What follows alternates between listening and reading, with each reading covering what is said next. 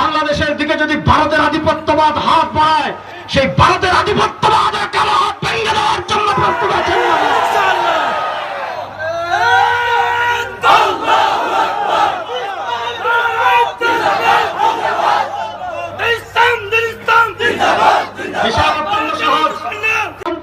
মন্ত্র একটা, সেটার নাম হিসাব সহজ। গত শতাব্দীতে আমাদের 1400 বছরের ট্রেডিশনাল যে খিলাফত, সে খিলাফতের বিলুপ্তি ঘটেছে। খিলাফতের বিলুপ্তির পর 1924 সাল থেকে 2024 100 বছর দেখবেন মুসলমানরা মার খেয়েছে। পৃথিবীর প্রান্তে প্রান্তে আপনি দেখবেন, আপনি মুসলমানদের রক্ত গত 100 বছর দেখবেন। গত 100 বছরে ফিলিস্তিনে মুসলমানের রক্ত ঝরেছে 1948 সাল থেকে 2025 পর্যন্ত।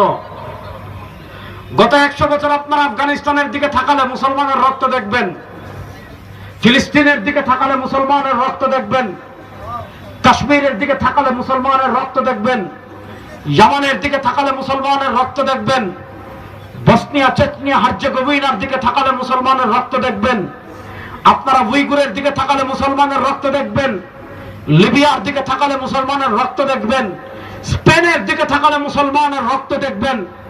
গত 100 বছরে পৃথিবীতে লাঞ্ছিত একটা জাতি ছিল মুসলমান। গত 100 বছর পৃথিবীতে মার যারা খেয়েছে তারা হলো মুসলমান। গত 100 বছর পৃথিবীতে রক্তের নজরানা যারা দিয়েছে করব তারা হলো মুসলমান। হিসাব অত্যন্ত সহজ। 100 বছর পর পর পৃথিবীতে পরিবর্তন হয়। গত 100 বছর আমরা মার খেয়েছি, এই 100 বছর আমরা মার দিব ইনশাআল্লাহ। বলেন যুবকরা প্রস্তুত আছো না? ইনশাআল্লাহ। এই বাংলাদেশের দিকে যদি ভারতের আধিপত্যবাদ হাত বাড়ায়, সেই ভারতের আধিপত্যবাদের কালো হাত ভেঙে দেওয়ার জন্য প্রস্তুত আছেন না?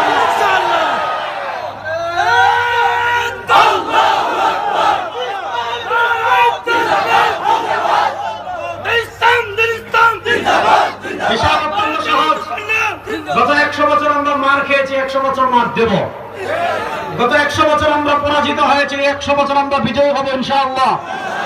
আপনারা দেখেন পৃথিবীর প্রান্তে প্রান্তে মুসলমানদের বিজয়ের পতাকা ওড়া শুরু হয়েছে। আফগানিস্তানে তালেবানরা বিজয় লাভ করেছে, সিরিয়ায় মুজাহিদরা বিজয় লাভ করেছে, আফ্রিকায় মুজাহিদরা বিজয়ের দ্বার প্রান্তে রয়েছে। 2024-এর জুলাই আগস্টে আমরা ফ্যাসিবাদী আওয়ামী শক্তিকে পরাজিত করেছি, ভারতের আধিপত্যবাদকে পরাজিত করেছি। ভারতের আধিপত্যবাদকে পরাজিত করে আমাদের মিশন শেষ হয়ে যায় নাই। 2025-এ বাংলাদেশের সংসদে কালেমার পতাকা উড়াবো ইনশাআল্লাহ।